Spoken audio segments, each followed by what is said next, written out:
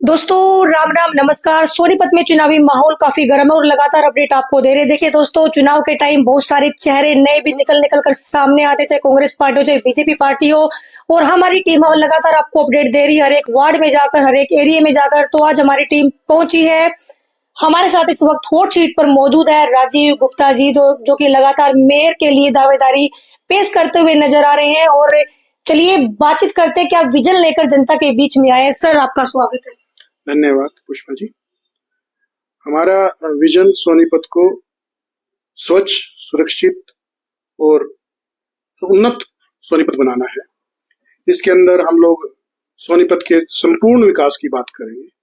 संपूर्ण विकास में जैसे मैं अभी आपकी बात को थोड़ा सा बीच में रोकती हूँ। विकास को लेकर ही बातें होंगी, हमारी काफी लंबी चर्चाएं होंगी, लेकिन सबसे पहले मैं ये जानना चाहती हूँ, हमारी ऑडियंस जानना चाहती है कि राजीव गुप्ता कौन है, कहाँ तक पढ़े हैं, क्या करते हैं, रहने वाले कहाँ के, आपका राजनीतिक सफर क्या रहा। पुष्पा जी, मैं 1996 से सामाजिक संगठनों में और राजनीतिक रूप से एक्टिव हूँ। मैं भारतीय जनता पार्टी का कार्यकर्ता हूँ, बाल्यकाल से स्वयंसेवक हूँ।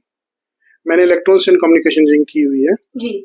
उसके बाद मैंने भारतीय विकास परिषद, हमारा संघ का ऑर्गेनाइजेशन है, उसमें शाखा सचिव, शाखा अध्यक्ष, प्रांतीय संयोजक, प्रांतीय उपाध्यक्ष, अन्य पदों पे काम किया है।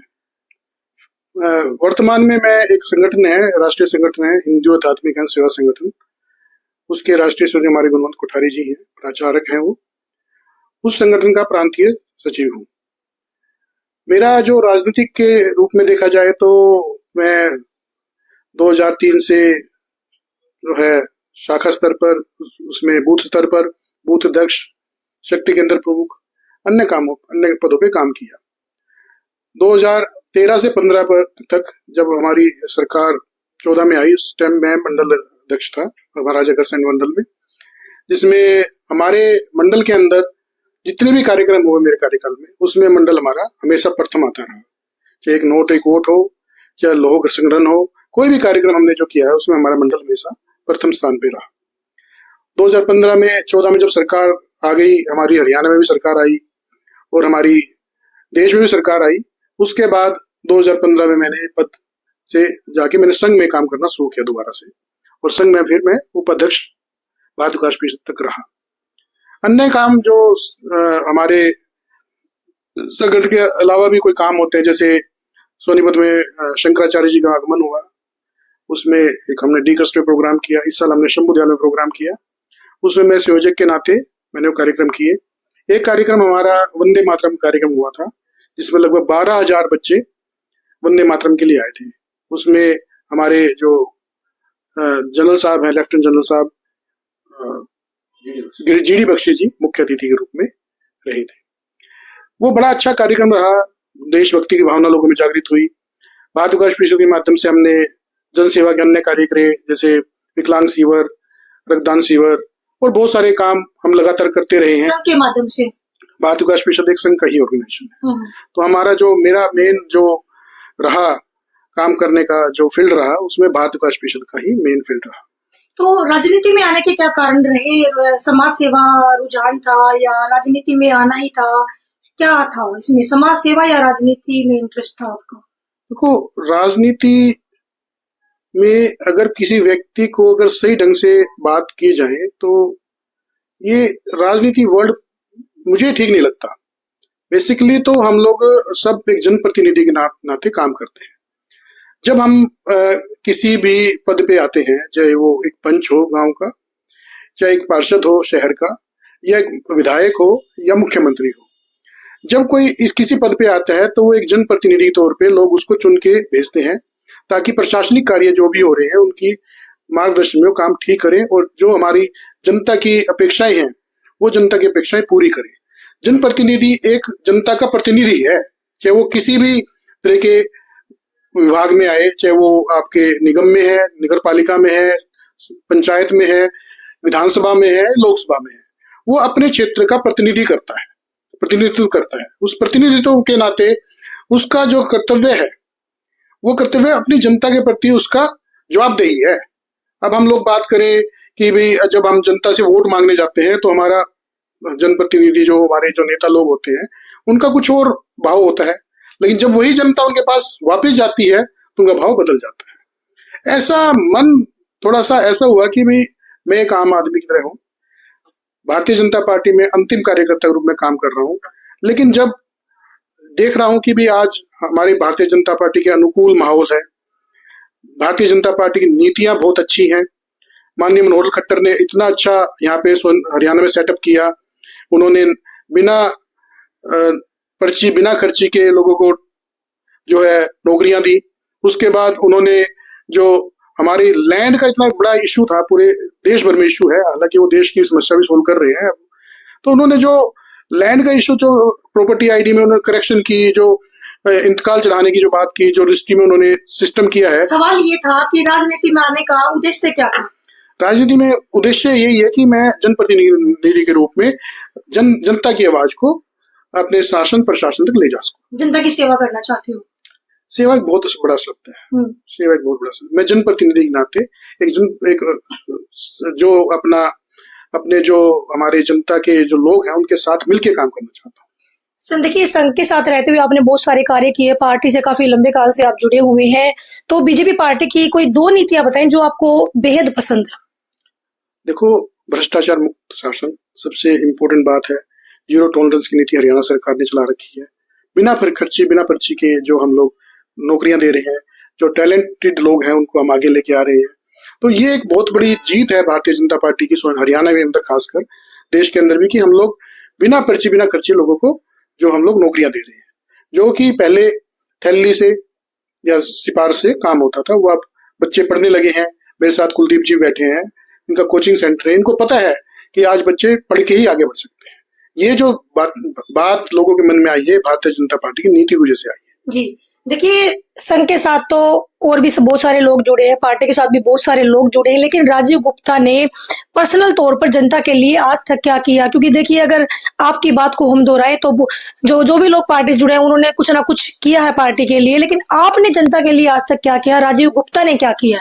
जनता आपको पहचाने। आपने 2 क्वेश्चन किए इसमें। पहला क्वेश्चन है आपने पार्टी के लिए क्या किया, दूसरा क्वेश्चन है कि आपने जनता के लिए क्या किया। दोनों क्वेश्चन आपके मिक्स हैं इसमें। देखो, पार्टी संगठन के नाते जो काम मैंने किए हैं वो पार्टी संगठन के लोग अच्छे से जानते हैं। इस विधानसभा चुनाव में भी मेरा अहम भूमिका रही। जब चुनाव में मुझे आदेश हुआ, राष्ट्र प्रांतीय अपने अध्यक्ष से, प्रांत के अध्यक्ष मोहल बड़ोली, उनके भाई का फोन आया, तो मैंने जाके वहां कमान संभाली और इंडिपेंडेंटली निखिल मैदान के इलेक्शन में उस काम में हमने किया। मेरे साथ कई अन्य लोग भी जुड़े, कई संगठनों के लोग जुड़े, हमारी लगभग 25-30 लोगों की टीम गई और वो काम हमने अच्छे से किया। जो अन्य चुनाव हुए, 2009 का चुनाव था, 2000 जिसमें राजीव जैन जी पहली बार, कविता जैन जी हमारी विधायक बनी थी, उस चुनाव में मैं कंधे से कंधा मिला के काम कर रहा था। उसके बाद अन्य चुनाव में मेरी अहम भूमिका रही। अब दूसरा क्वेश्चन है आपका, जनता के बीच में आप रहे, जनता के बीच में क्या काम किया? जनता के बीच में रह के हम लोगों ने सामाजिक संगठनों के माध्यम से बहुत अच्छे काम किए हैं। जैसे हमने विकलांग शिविर लगाना, जैसे आपका रक्तदान शिविर लगाना, जैसे हमने आपके संस्कार के कार्यक्रम कराते हैं बच्चों के लिए, भारतीय वर्ष के माध्यम से संस्कार के बहुत सारे कार्यक्रम किए, देशभक्ति कार्यक्रम किए, हमने वीर सैनिकों के लिए सम्मान कार्यक्रम किए। एक हमारा 25वां जो बना था उसमें हमने 25 जो हमारी 1965 से लेकर आज तक जो हमारी जो सैनिक हुए, शहीद हुए हमारे देश के लिए, उनके लिए हमने कार्यक्रम किया था। ऐसे हमने सैनिकों के लिए कार्यक्रम किया, हमने आम जो विकलांग के लिए काम किया, हमने आम जनता के लिए काम किया।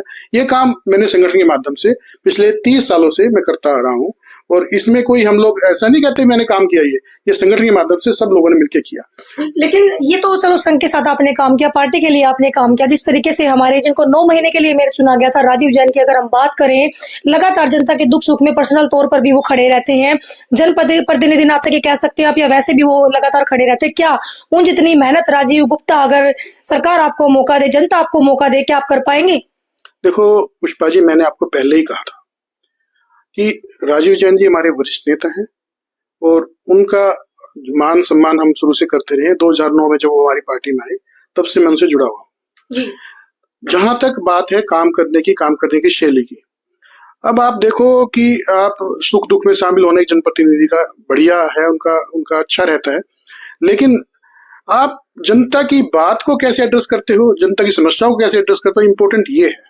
इंपॉर्टेंट ये नहीं है कि आप सुख दुख में शामिल हुए, वो तो है, होना ही चाहिए, लेकिन सबसे ज्यादा इंपॉर्टेंट बात ये है कि आपने कितनी प्रॉब्लम को एड्रेस किया। अब आप मंडी से मैं आता हूँ, मंडी क्षेत्र में रेलवे लाइन ने 2 हिस्सों में बांट रखा है मंडी क्षेत्र को। मंडी क्षेत्र की समस्याओं कितने लोगों ने आज तक एड्रेस किया है, ये बता दो मुझे, चाहे वो कोई भी हो, मैं उसका नाम किसी का नहीं लेना चाहता जी।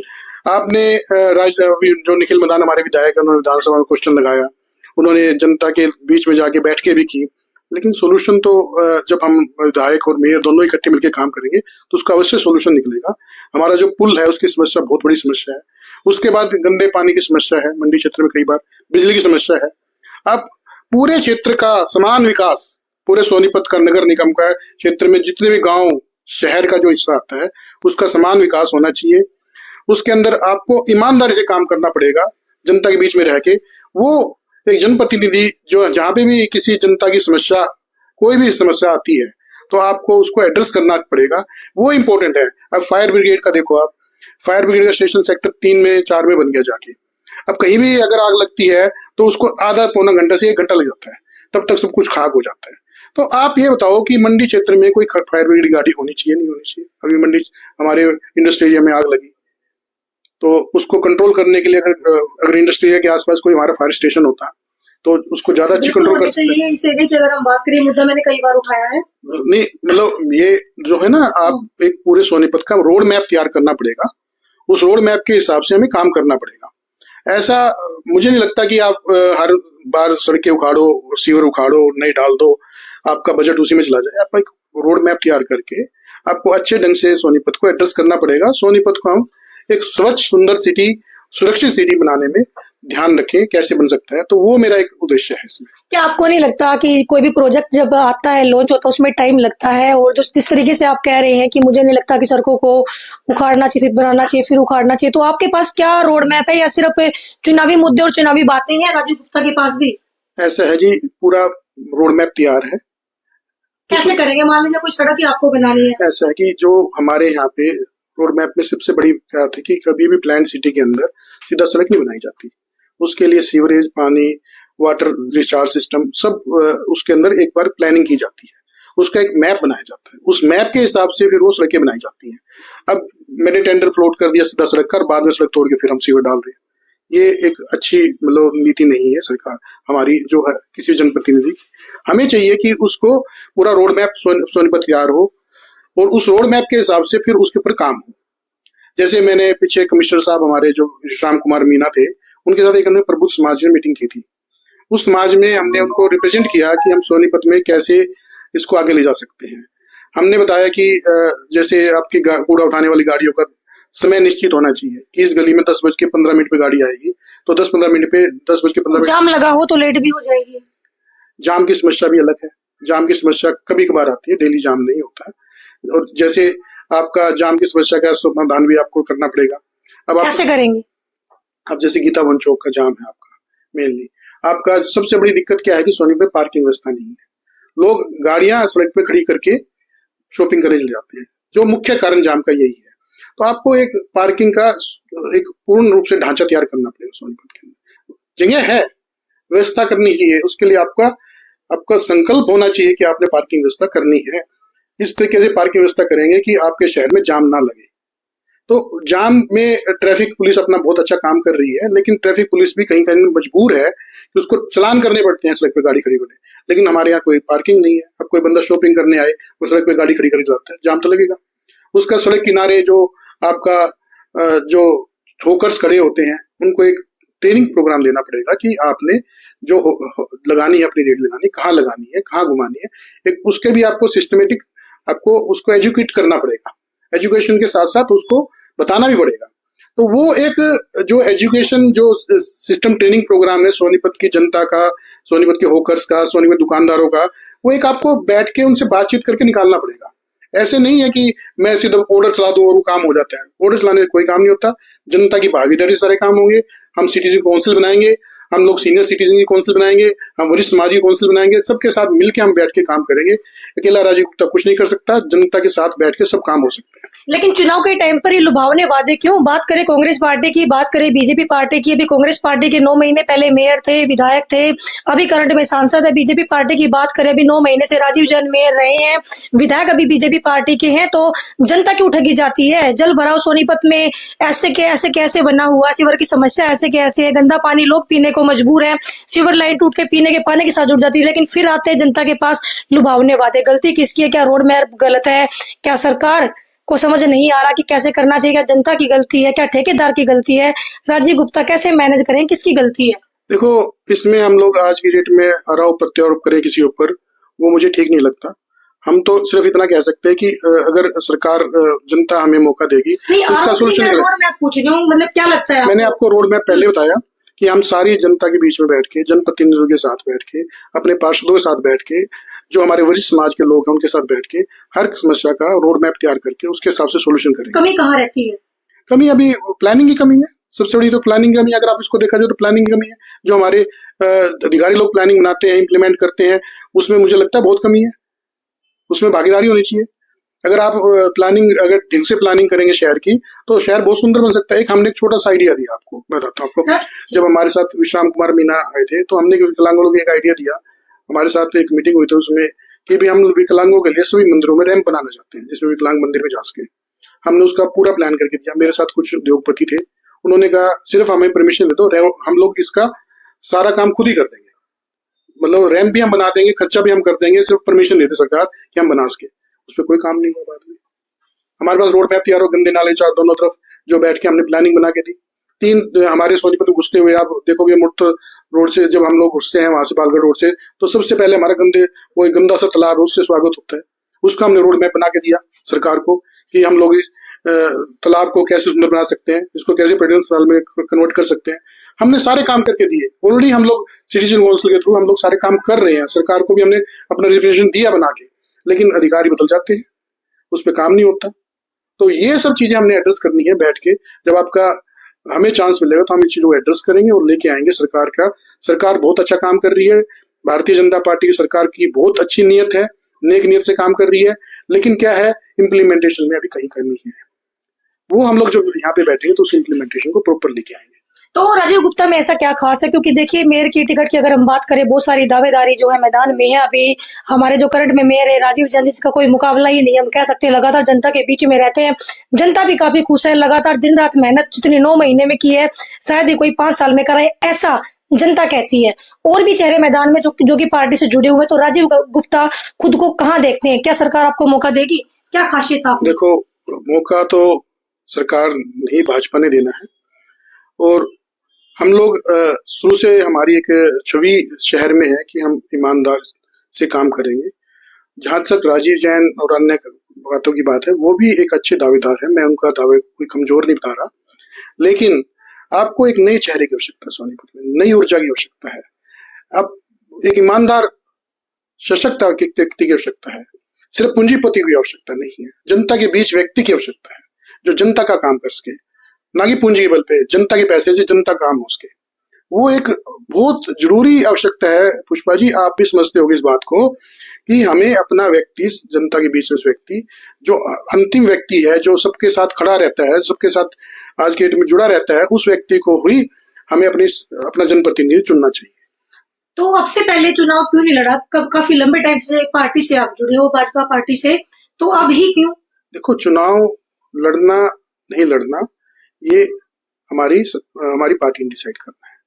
अब की बार चुनाव में भी अगर पार्टी मौका देगी तभी लड़ा जाएगा। अगली बार अगर आप पूछोगे मेरे से आपने चुनाव क्यों लड़ा, तो मैं बताऊंगा मैं चुनाव लड़ चुका हूँ। अगर मैं मेयर बन गया तो, और नहीं बना तो, नहीं टिकट मिली पार्टी से, तो अगली बार फिर पूछ लेना क्यों नहीं चुनाव लड़ा।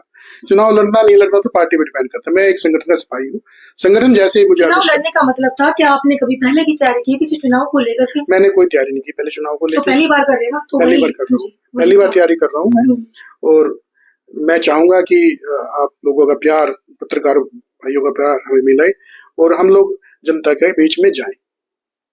तो चुनाव तो देखो, पार्टी ने डिसाइड करना है किसको टिकट देगी। इसमें मेरा कोई निजी अपना तो विचार है नहीं। पार्टी एक समझदार लोग हैं सब। हमारे जो प्रांतीय अध्यक्ष हैं मोहनलाल बड़ोली जी, बहुत ही कर्मठ कार्यकर्ता हैं, उनके साथ मैंने काम किया है। उनका हमेशा विजन बढ़िया रहता है। पार्टी के प्रति और देश राज्य के प्रति उनका सकारात्मक सोच है। हमारे निखिल मदान जी हैं, विधायक हैं, जब से वो आए हैं दिन रात काम करते हैं। राजीव जैन ने भी अच्छा काम किया, लेकिन पिछले कई सालों से आप देखोगे कि कई लोग 20-25 साल से राजनीति में है, सोनीपत में हालत ठीक नहीं हो रही है।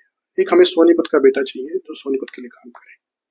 हमें सिर्फ वायदे लुभाने वाला बेटा नहीं चाहिए, हमें सोनीपत के काम करने वाला सोनीपत का बच्चा चाहिए।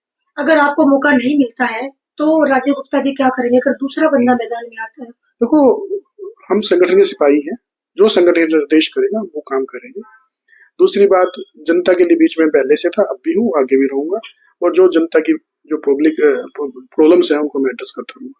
कोई जरूरी नहीं है कि मैं अखबार में आके उनको एड्रेस करूं, मैं सीधा भी जाके अपने काम जनता के काम कराता रहता हूँ। वो मेरे जो साथी हैं जिनको पता है, जिनके काम हुए हैं उनको पता है। मेरे को मैं किसी बात से हेजिटेट नहीं करता। मुझे किसी भी अधिकारी के पास, उच्च अधिकारी के पास किसी कार्य के लिए जाना पड़े तो हम जाते हैं, अपना काम कराते हैं और आ जाते हैं। पार्टी अगर आपको मौका देती है, जनता भी आपको सर आंखों पर बिठाती है, जिताती है, तो राजीव गुप्ता सोनीपत को क्या देने वाले हैं? स्वच्छ सोनीपत। हम लोग इंदौर जो हमारा एक मॉडल सिटी है पूरे देश के अंदर, नंबर 1 स्वच्छता में है, उसके साथ हम सोनीपत को लाना चाहते हैं।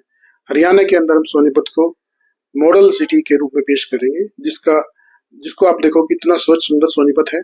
बजट की कोई कमी नहीं है, सिर्फ लगाने वालों की इच्छा शक्ति है कि कहाँ लगना चाहिए, कैसे लगना चाहिए। उसकी इम्प्लीमेंटेशन में कमी है, उस इम्प्लीमेंटेशन ठीक कर दो, वो ठीक हो जाएगा। तो हम सोनीपत को सुंदर स्वच्छ बनाना चाहते हैं। क्या जनता को मैसेज देना चाहेंगे लास्ट में? मैं जनता को यही मैसेज देना चाहता हूँ कि सोनीपत जनता जो है वो बिल्कुल हमारे साथ खड़ी रहे और हम लोग अच्छा काम करेंगे और हम आपके साथ खड़े हैं। धन्यवाद। तो दोस्तों, ये थे हमारे साथ राजीव गुप्ता जी, जो लगातार मेयर की तैयारी में है और टिकट मांगते हुए जो है लगातार हमें नजर आ रहे हैं। राजीव गुप्ता जी उतरे हैं मैदान में, लगातार मेयर के लिए दावेदारी पेश करते हुए नजर आ रहे हैं। और देखिए, कुछ लोग भी यहाँ पर मौजूद हैं और इनसे बातचीत करते हैं और ये भी समर्थन देते हुए नजर आ रहे हैं। और ये सामान्य लोग नहीं है, बड़ी बड़ी सेलिब्रिटी इस वक्त हमारे बीच मौजूद है। उधर भी कैमरा घुमा दीजिए। सबसे पहले शुरुआत करते हैं सर, आपका शुभ नाम और परिचय। विनोद कुमार जैन जी। मैं राजीव जी का बहुत सपोर्टर हूँ और उनके हर एक्टिविटी में उनका मैं साथ दूंगा। तो गुप्ता जी मैदान में उतरे हैं, क्या कहेंगे गुप्ता जी को लेकर? गुप्ता जी क्या अच्छा है इनमें? गुप्ता जी बहुत अच्छे कर्मठ कार्यकर्ता हैं। जो भी इनको मिलता है ये बहुत उनको मेहनत से करेंगे। राजीव जैन जी कैसे हैं? वो भी बहुत अच्छे हैं, इसमें कोई दो राय नहीं, लेकिन चीजें जैसे जैसे इन्होंने बोला है वैसे वैसे। अगर गुप्ता जी को टिकट नहीं मिलती है तो क्या करेंगे आप लोग? कौन सी पार्टी का समर्थन करेंगे? पार्टी तो वही है हमारी, बीजेपी है, लेकिन अच्छे इंसान है गुप्ता जी, बिल्कुल अच्छे पास कर पाएंगे? हाँ बिल्कुल कर पाएंगे। चलिए आगे बढ़ते हैं। तो देखिए, इधर जो इस वक्त हमारे साथ मौजूद है किसी परिचय के मोहताज नहीं है। मैं दे दूंगा परिचय। जी सर। मेरा नाम डॉक्टर कुलदीप कटारिया और मैं एक शहर में छोटा सा संस्थान गैलेक्सिस कोचिंग पॉइंट के नाम से चलाता हूँ। जी, बहुत छोटा सा। हाँ जी। और अब आप सवाल पूछ सकते हैं। जी। गुप्ता जी मैदान में उतरे हैं, आप लोग समर्थन दे रहे हैं, तो गुप्ता जी के बारे में दो बढ़िया सी बातें गई। गुप्ता जी ने बहुत लंबे अरसे तक संगठन में रहकर सेवा की है and the time has come to get the reward from Sangathan and public also. So my best wishes to Rajiv Gupta ji.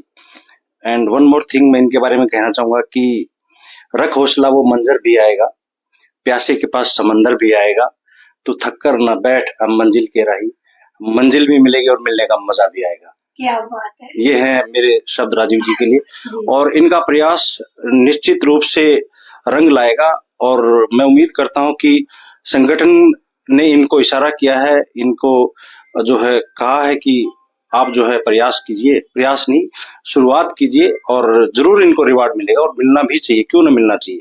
सबका हक बनता है जी, इनका भी बनता है, ये भी समाज में रहते हैं, बहुत सारा काम किया है, तो उसका रिवार्ड इनको अब की बार मैं काफी श्योर हूँ क्योंकि मैं बहुत सारे लोगों से बात करता रहता हूँ, संगठन के लोगों से भी बात हुई है, तो उम्मीद ज्यादा है अब की बार इनको मौका मिलेगा और ये मौके को चूकेंगे भी नहीं और मौके पे चौका भी लगाएंगे। और जहां तक विजन और मिशन की बात है, अभी मैं सुन ही रहा था कि इन्होंने इतनी खूबसूरती से शहर की समस्याओं और उनके साथ साथ समाधान को उजागर किया है, तो डेफिनेटली अब की बार जो है इनकी मेहनत और इनका जो लक है वो रंग लाएगा। क्या बात है। चलिए आगे बढ़ते हैं। सर स्वागत है, क्या नाम है? मेरा नाम सौरभ शर्मा है और मैं एक शिक्षा क्षेत्र से जुड़ा हुआ हूँ। जी आप क्या कहेंगे गुप्ता जी के बारे में, दो शब्द? राजीव गुप्ता जी बड़े ही कर्मठ और ऊर्जावान व्यक्तित्व के स्वामी हैं और समर्पित हैं। उनके पास विजन है शहर की उन्नति के लिए, सोनीपत के को उन्नति के मार्ग पर ले जाने के लिए उनके पास एक विजन है और समाज के प्रति, धर्म के प्रति, संगठन के प्रति समर्पित व्यक्ति हैं। और अगर पार्टी इनको मौका देती है तो हम निश्चित इनके मदद के लिए तत्पर रहेंगे। जी बहुत बहुत धन्यवाद। तो दोस्तों जुड़े रहें, लगातार अपडेट आपको देते रहेंगे। जय हिंद, जय हरियाणा, जय भारत।